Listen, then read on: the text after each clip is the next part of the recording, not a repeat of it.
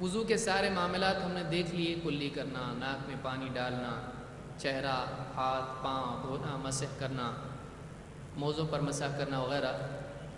اب یہ ہے کہ واقعی اس کی ترتیب کیا ہے کہ وضو میں کون سے اعضاء کس ترتیب سے دھوئیں گے، سب سے پہلے، پھر اس کے بعد۔ تو یہ جو ترتیب ہے واقعی وہ ترتیب کیا ہے؟ کیا یہ ترتیب اللہ کے نبی صلی اللہ علیہ وسلم سے ثابت ہے یا نہیں؟ یہ ہم کو دیکھنا ہے۔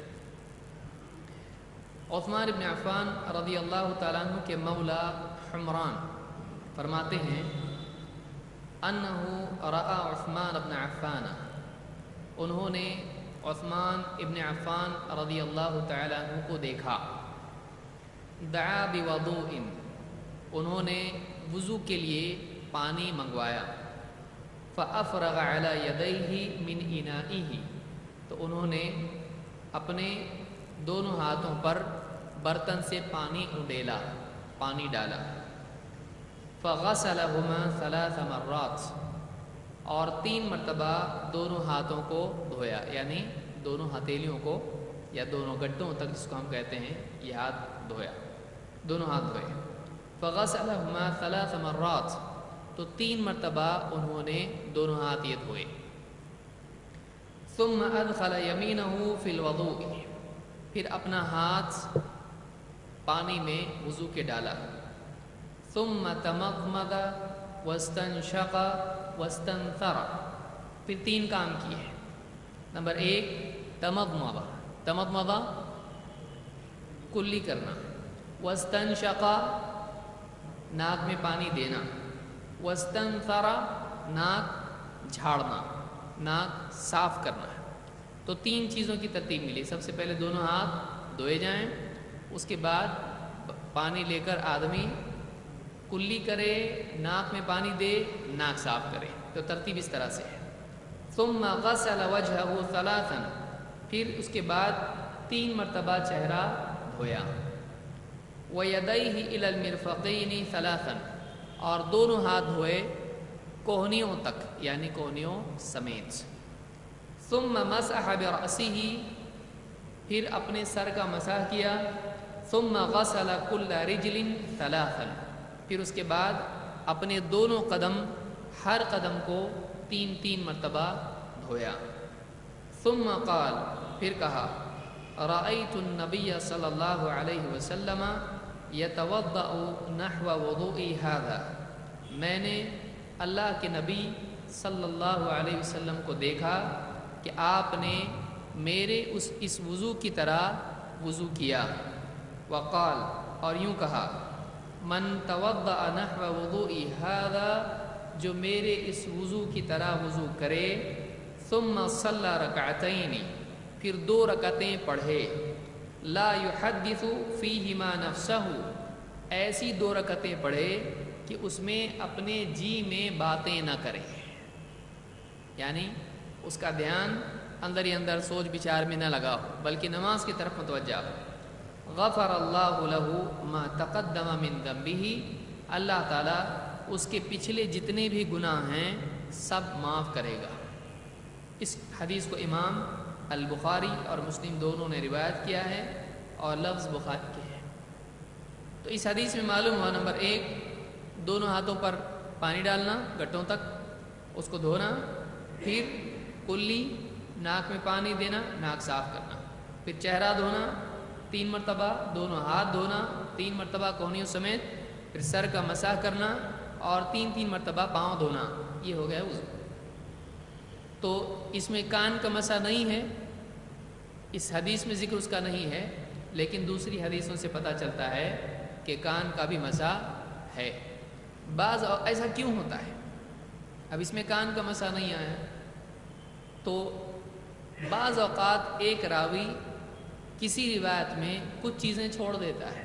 اس سے پہلے بھی اس کو میں سمجھا چکا ہوں کہ بعض اوقات راوی بتاتا کہ آپ نے وضو کیا تو آپ نے ایک ہی چلو سے کلی بھی کی، ناک میں پانی بھی دیا، اب اس نے باقی وضو بیان کیا راوی نے نہیں۔ تو بعض اوقات ایک راوی روایت بیان کرتا ہے اور کچھ چیزیں اس میں سے چھوڑ دیتا ہے، تو کیا اس کا یہ مطلب ہوتا ہے کہ وضو میں وہ نہیں کرنا چاہیے؟ نہیں، بلکہ دوسری روایتوں سے ملانے کے بعد معلوم ہوتا ہے کہ کان کا بھی مسح ہے، تو اس کو اس کے ساتھ جوڑا جائے گا۔ نہ یہ کہ ایک آدمی کہے کہ کان کا مسح نہیں کیے تو بھی چلتا ہے، بلکہ یہاں پر کان کا مسح دوسری روایتوں سے ثابت ہے، لہٰذا ہم کو کرنا پڑے گا۔ اور حدیث میں صاف الفاظ کیا ہیں؟ الاذنان من الراس، دونوں کان سر میں شامل ہیں، لہذا اگر سر کا مسح لازم ہے تو کانوں کا مسح بھی کیا ہے؟ لازم ہوگا۔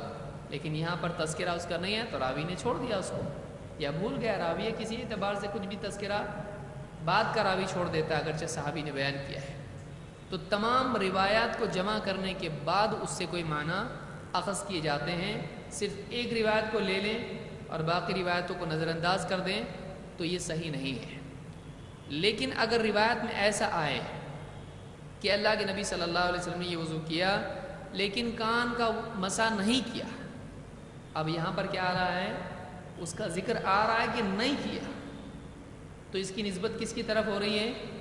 اللہ کے نبی صلی اللہ، اور چھوڑنا ثابت ہوا کہ نہیں ہوا؟ نہیں کیا اگر کہتے ہیں تو چھوڑنا بھی کیا ہوا؟ اس میں ثابت ہوا۔ لیکن کسی چیز کا تذکرہ نہیں کرنا تو اس سے کیا یہ لازم آتا ہے کہ وہ عمل نہیں ہوا ہے؟ جیسے مثال کے طور پر کوئی آدمی یوں کہے کہ فلاں صاحب ہمارے گھر پہ آئے اور انہوں نے ہمارے ساتھ چائے پی، کھانا کھایا اور کچھ دیر بات چیت ہوئی اور وہ اپنے گھر چلے گئے۔ تو اگر ایسا کوئی کہتا ہے تو کیا اس میں سلام کا ذکر ہے؟ سلام کا ذکر نہیں ہے۔ بیٹھنے کا ذکر ہے؟ نہیں ہے۔ مصافحے کا ذکر ہے؟ نہیں ہے۔ اور ایسی کئی چیزوں کا ذکر اس میں نہیں ہے۔ میں نے دسترخوان بچھایا ہے؟ نہیں ہے اس کے اندر۔ ہاتھ دھویا کھانے کے بعد ہے ذکر اس میں؟ نہیں ہے۔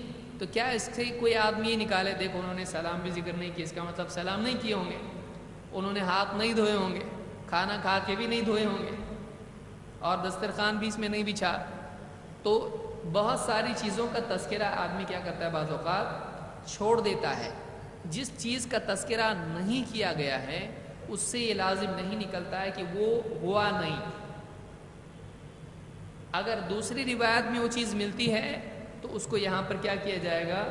جوڑا جائے گا۔ ہاں اگر کسی بھی روایت میں نہیں ملتا ہے تو ہم بول سکتے ہیں نہیں کیے ہوں گے۔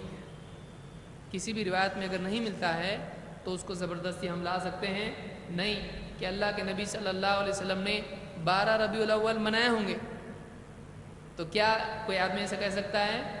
نہیں، کیونکہ کسی بھی روایت میں اس کا تذکرہ نہیں ہے۔ لیکن نماز کی روایتوں میں ایک راوی ایک چیز کا تذکرہ کر رہا ہے اور دوسرا نہیں کر رہا ہے، تو کیا کیا جائے گا؟ اس کو ملایا جائے گا اور اس میں ٹوٹل کیا جائے گا، ساری چیزیں اس میں جوڑی جائیں گی۔ یہ اصول ہے۔ وَمَا آتَاكُمُ الرَّسُولُ فَخُذُوهُ، جو کچھ تم کو رسول دیں وہ سب کا سب لے لو۔ تو کہیں ادھر سے ایک صحابی سے ایک روایت ملی، دوسرے سے ملی، تیسرے سے ملی، ساری چیزیں لینا ہے یا کچھ لینا ہے؟ ساری چیزیں لینا ہے۔ تو یہاں سے ہم کو کان کا مسح ملا اس روایت میں نہیں، لیکن کیا دوسری روایتوں سے کان کا مسح وضو میں ملتا ہے؟ ملتا ہے۔ تو اس کو کیا کیا جائے گا؟ اس میں جمع کیا جائے گا، اس میں جوڑا جائے گا۔ جیسے کوئی آدمی خطبے کا ذکر کرے کہ امام صاحب نے خطبہ دیا تو خطبے میں نماز کی تاکید کی، اب ایک آدمی نے اتنا بتایا، دوسرا آدمی کہے گا امام صاحب نے خطبہ دیا تو نماز کی تاکید کی اور اس میں لوگوں کو چندے کا بھی اعلان کیا مسجد کے لیے، تو چندے کا اعلان پہلے نے ذکر کیا تھا؟ نہیں، تو کیا جھٹلایا جائے گا اس کو؟ اس نے تو نہیں بتایا چندے کا اعلان کیا، تو اس نے انکار بھی نہیں کیا ہے۔ اب اگر یہ کہتے ہیں، ایک بیان کرنے والا کہے کہ امام صاحب نے نماز کی تاکید کی اور چندے کا اعلان نہیں کیا، اور دوسرا بول رہا ہے کہ امام صاحب نے نماز کی تاکید کی اور چندے کا اعلان کیا، اب کیا ہو رہا ہے؟ دو میں سے ایک کی بات لینی پڑے گی، ایک کی بات، کیونکہ کیا ہو رہا ہے؟ دونوں کا تضاد ہو رہا ہے، باتیں دونوں کی کیا ہو رہی ہیں؟ ٹکرا رہی ہیں۔ یہ ایک الگ کیس ہے۔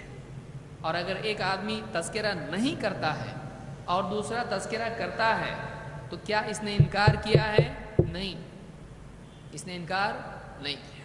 اگر آپ سے پوچھے آپ نے کیا کیا آج، آپ کہیں گے میں گیا مسجد میں اور جا کے درس میں شریک ہوا، درس میں بیٹھا اور آیا۔ آپ اس سے پہلے جو آپ نے نماز پڑھی اس کا تذکرہ کیا آپ نے؟ نہیں۔ اس کا مطلب کیا نماز نہیں پڑھی؟ پڑھی۔ تو ایسی بعض چیزیں ہوتی ہیں جو آدمی تذکرے میں بار بار ذکر نہیں کرتا ہے یا کبھی چھوڑ بھی دیتا ہے، تو اس کے اس تذکرے کو چھوڑنے سے اس چیز کا انکار نہیں ہوتا ہے۔ یہ اصول حدیث کے پڑھنے میں یاد رکھنا چاہیے، ورنہ حدیث کی کتاب آدمی کھول کے شروع کر دے، بخاری، مسلم، ابو داؤد یا اس طرح کی کتابیں، اور بولے اس میں تو یہ نہیں آیا۔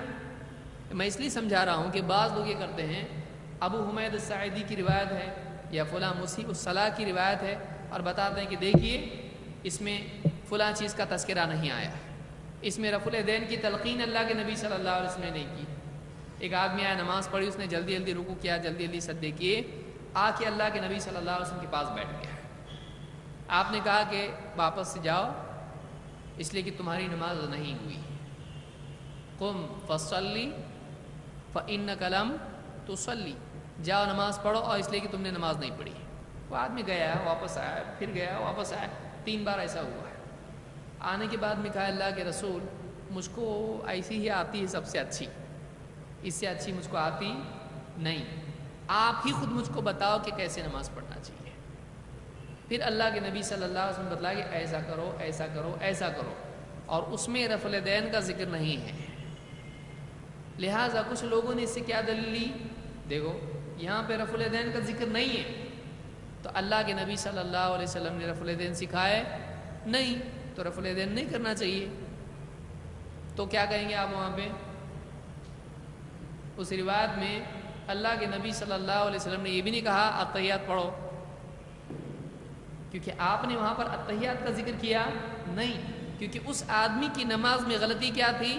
جلدی جلدی رکوع کرنا، جلدی جلدی سجدے کرنا، اور جو بیچ کے جو وقفے ہیں رکنا چاہیے سکون سے نماز نہیں پڑھی۔ تو آپ نے صرف اتنے حصے بتائے، آپ نے نہیں بتایا پہلے جا کے ثنا پڑھو، پھر اس کے بعد میں یہ پڑھو، پھر اس کے بعد میں یہ پڑھو، پھر اس کے بعد میں التحیات بھی پڑھو، التحیات کے بعد یہ پڑھو۔ التحیات کا تذکرہ اس میں نہیں ہے کہ کیا پڑھنا چاہیے۔ تو کیا اس سے کوئی آدمی دلیل لے سکتا ہے کہ التحیات کے بغیر بھی نماز ہوتی ہے؟ نہیں۔ تو جیسے بغیر التحیات کے نماز جہاں تذکرہ نہیں ہونا اس کو چھوڑنے کی دلیل نہیں ہے، ویسے ہی رفع الیدین کا تذکرہ نہیں ہونا اس کو چھوڑنے کی دلیل نہیں ہے۔ سمجھ میں آیا؟ تو بعض اوقات بتانے والا کچھ چیزیں بتاتا ہے، ساری چیزیں بتاتا ہے نہیں۔ ایسی کئی مثالیں ہماری روزانہ کی زندگی میں ہوتی ہیں جس میں بہت ساری چیزیں ہم چھوڑ دیتے ہیں، اس کا یہ مطلب نہیں ہوتا ہے کہ وہ نہیں ہوتا ہے۔ جیسے کوئی کہے کہ میں کیا کروں وہاں جا کے، جاؤ ان کو سمجھاؤ، اب جاؤ ان کو سمجھاؤ بولا، جا کے سلام کرو نہیں بولا، تو اب جا کے بغیر سلام کی سمجھانا شروع کر دے، کیوں؟ کہ انہوں نے کہا کہ جا کے سمجھاؤ، سلام کا حکم دیا ہے نہیں۔ باپ بیٹے کو کہے کہ جاؤ یہ کتاب جا کے فلاں چچا کو دے کے آؤ، اب اتنا ہی کہا ہے، سلام کا حکم دیا باپ نے نہیں، تو جا کے سلام کرنا چاہیے کہ نہیں کرنا چاہیے؟ سلام کرنا چاہیے، کیونکہ وہ تو آلریڈی انڈرسٹوڈ ہے، وہ معلوم ہے، وہ تو سلام کرنا ہی کرنا ہے، نہیں بتایا تو بھی کرنا ہے کیونکہ سلام ہے۔ تو ایسی کئی چیزیں بعض اوقات تذکرے میں نہیں آتی ہیں، اس سے یہ استدلال کرنا غلط ہوگا کہ وہ چیز نہیں کرنا چاہیے یا نہیں کرے تو بھی چلتا ہے، اس کو یاد رکھیے۔ تو یہاں پر اور کون سی چیز کا تذکرہ نہیں ہے؟ ایک تو پہلی چیز میں نے بتائی کون سی؟ سر کا مسح، اور کیا نہیں ہے یہاں پہ؟ داڑھی کا خلال، داڑھی کا خلال ہے نہیں، اور کیا نہیں ہے؟ انگلیوں کا خلال، ہاتھ اور پاؤں کی انگلیوں کا خلال اس میں موجود نہیں ہے۔ تو اس سے کیا مراد لیں گے ہم لوگ کہ نہیں کرنا چاہیے؟ کرنا چاہیے۔ کیوں کرنا چاہیے؟ دوسری احادیث میں اس کا تذکرہ موجود ہے۔ لہٰذا بعض روایات میں کسی عمل کا ذکر نہ ہونا اس کی دلیل نہیں ہے کہ وہ عمل چھوڑ سکتے ہیں، یہ اصول یاد رکھیں۔